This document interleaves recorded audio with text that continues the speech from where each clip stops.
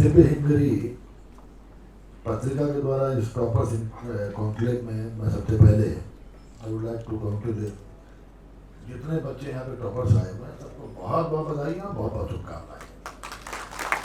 इस अवसर पर इस कार्यक्रम में क्या बोला था अभी आपने? यंग मैन डॉक्टर प्रेम कल्सर जी और यूसेफ की डायरेक्टर डॉक्टर अनिता अरोड़ा जी, जनरल सबरवाल साहब, संजीव गुप्ता जी, कुमार राजस्थाना जी,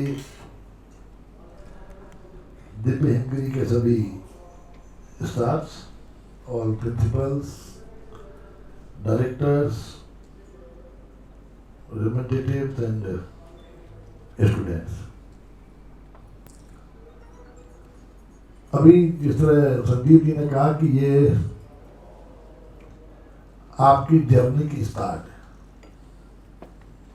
असली जीवन अब शुरू हो रहा है। और केवल 2-3 बातें आपसे कहूंगा। पहली बात तो ध्यान रखिए, दुनिया का कोई टारगेट, कोई भी टारगेट हो, वो आपकी हिम्मत से बड़ा हो ही नहीं सकता। अपनी ताकत ही है, केवल एक सोच आपकी है। अगर आज इंसान न सोचता कि चांद पे पहुंचना, तो अब तक इंसान चांद में न पहुंचता।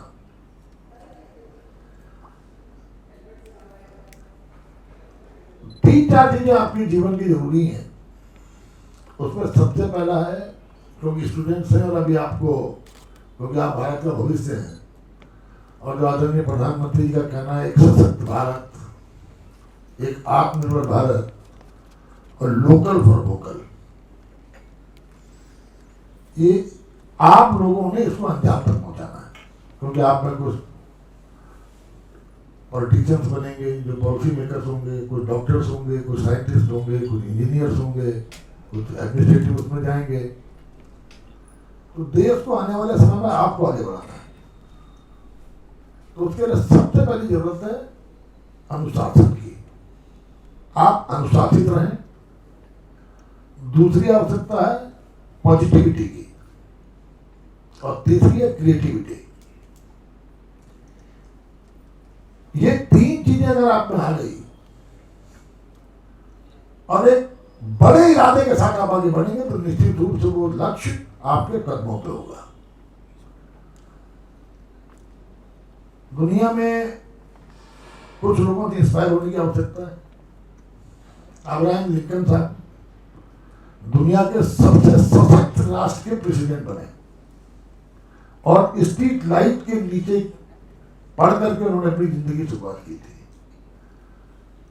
हमारे भारत के राष्ट्रपति कलाम साहब, एक भारत में गृह मंत्री रहे शिंदे साहब, अखबार बेच के उन्होंने अपनी जिंदगी की शुरुआत की थी और उसके बाद पढ़ा करते थे। और जब आप बन जाइए भारत के वर्तमान प्रधानमंत्री, चाय बेचने वाला आज देश का प्रधानमंत्री तो है ही, दुनिया के सशक्त नेताओं में से। ये सब संभव है इच्छा शक्ति से। अगर मैंने आपसे कहा डिसिप्लिन, क्रिएटिविटी एंड पॉजिटिविटी, ये आपको दुनिया के किसी भी मुकाम तक पहुंचा सकती है। और दूसरा, मैं गार्जियंस यहाँ पाए हुए थोड़ा उनसे एक निवेदन करूंगा कि आप तो बहुत अनडाउटेडली अपने बच्चे पर आपको प्राउड है, जो बच्चे के कारण आज ये जिस अपेक्षा से, जो उम्मीद से आपने बच्चों को पढ़ाया, वो उन उम्मीदों पर आगे बढ़ रहे हैं। लेकिन कई बार पेरेंट्स जो है बच्चे के दुश्मन हो जाते हैं। कैसे था? आपका तो बहुत लंबा जीवन है, बहुत टीचिंग एक्सपीरियंस के मामले में। कई पेरेंट्स अपने बच्चों को पास कराने के लिए चक्कर लगाया करते हैं। उससे बड़ा बच्चे का दुश्मन कोई हो ही नहीं सकता। आई रिमेंबर मेरे बच्चे के ब्राइट लाइन में 7th क्लास में 68% मार्क्स आए। रवि नारायण उस समय थे, मेरे अच्छे मित्र थे। मैं रवि वहीं पर गया, मैंने कहा भाई क्या मामला है? तो रवि भाई ने कहा, वो मुझे लीडर कहता था, मैं उसको हीरो कहता था। कहता लीडर ये 6 घंटे हमारे पास रहता है, 18 घंटे आपके पास रहता है, आप बताइए क्या मामला? अच्छा, तो मैंने मेरी बिटिया के 94 और मेरे छोटे बेटे के 96% क्यों आए?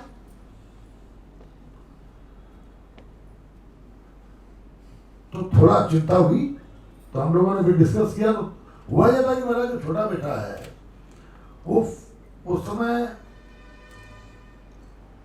4th क्लास में था या 5th में था, हाँ 2 साल का गया था, 5th में था। बड़ा बेटा 7th में था। छोटे बेटे ने पेपर सेट करने के बाद उसमें मार्किंग भी की और उसने उसको 73 मार्क्स दिए थे आउट ऑफ 100। और हम लोगों ने मजाक में कह दिया कि तू तो बेवकूफ है, देख छोटा वाला कितना होशियार है। वो जब अल्टीमेटली यही निकला कि उसी चीज के बाद उसके कॉन्फिडेंस में कमी आई। तो फिर ये बात भाई मैं तो रिपीट कराऊंगा, तुमने प्रमोट कर दिया बट मैं तो सीमित में ही रिपीट कराऊंगा। तो उसने कहा नहीं साहब रिपीट मत कराओ कि हमारे कॉलेज में, अगर यहाँ कराओगे तो फिर ये और कॉम्प्लेक्स हो जाएगा। जब इसके साथ के बच्चे 8th में होंगे और ये 7th में होगा तो इसके अंदर कॉम्प्लेक्स और ज़्यादा आएगा। तो अल्टीमेटली मैंने उसको शिफ्ट कर दिया आर्यंस में। फिर उसका हाई स्कूल में 86% आया, इंटरमीडिएट में वो 90 लाया, फिर नीट में निकला, आज उसने डॉक्टरी कंप्लीट कर दी। तो बच्चे को कभी भी पेरेंट्स को बच्चे को पास कराने की सिफारिश लेके आना, ये उसके जीवन के साथ खिलवाड़ है। ये मेरी अपनी थ्योरी है, क्या कसम थी। लोग कहते हैं सोशल मीडिया में आने दो, अगर आप अपने आप क्या कर रहे हैं अल्टीमेटली यही एस्टेब्लिश होगा। दूसरा क्या कर रहा है ये आपके काम से धुल जाएगा। और अगर आप दूसरे को, क्योंकि एक बात और है बच्चे, पॉजिटिविटी ये है, कई बार बच्चों में कंपटीशन होता है। एक बच्चा ज्यादा तेज है पढ़ने में तो कुछ शरारती बच्चे हैं तो उसको परेशान करना शुरू करेंगे कि इससे आगे मैं कैसे निकलूं। शरारती होना चाहिए बच्चों को। एक चीज और बता दूं, हार्ड वर्किंग जो कहा, ये केवल हार्ड वर्किंग केवल पढ़ाई के लिए मत बनिए। अगर ओवरऑल पर्सनालिटी डेवलपमेंट आपका नहीं हुआ, हो सकता है बड़े विद्वान हो जाए आप। क्योंकि अब यूसफ में आप बता रही थी डॉक्टर राजिता रावत कि R&D में आप काम कर रही है। अनफॉर्चुनेटली हमारे यहाँ सबसे बड़ी हमारी डिमेरिट है कि हमारे यहाँ R&D में काम नहीं हुआ। और कोई भी स्टेट हो, देश हो, बिना रिसर्च और डेवलपमेंट का आगे बढ़ ही नहीं सकता। क्योंकि इनोवेशन का जमाना है, जब तक आप नए नए इनोवेटिव पर काम नहीं करोगे।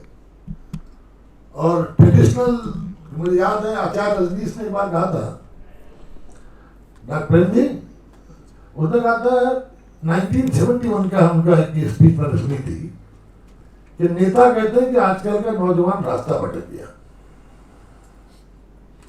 मैंने कहा मैं पूछता हूं आपने रास्ता कौन सा बनाया था जो नौजवान भटक गया? आप तो चलते रहे इस जनरेशन के सामने खाई आ गई और आप कहते हैं नौजवान रास्ता भटक गया।